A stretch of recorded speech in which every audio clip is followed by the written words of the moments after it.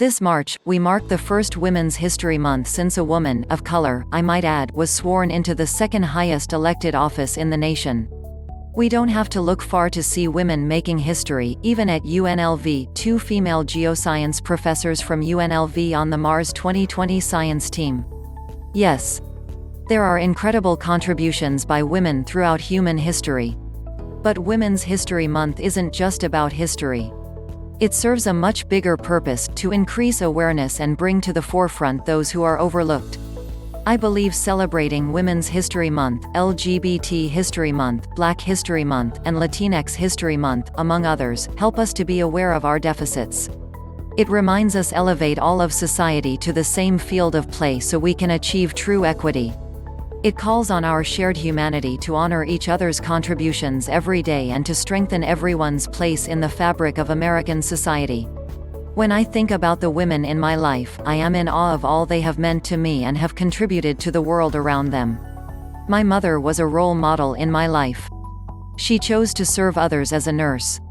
Her work inspired my interest in psychology and my research into the factors that impact health care among underserved populations.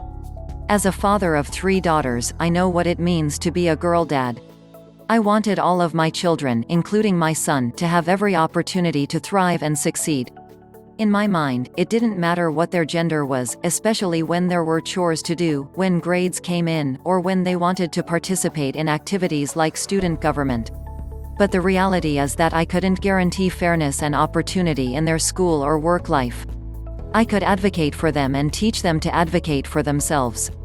I see the inequity they experienced as girls and still experience as adult women.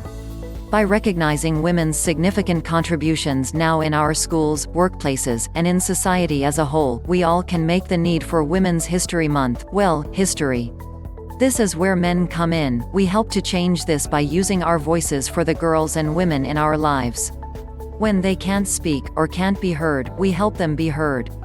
We become more aware so we can point out when the playing field isn't level.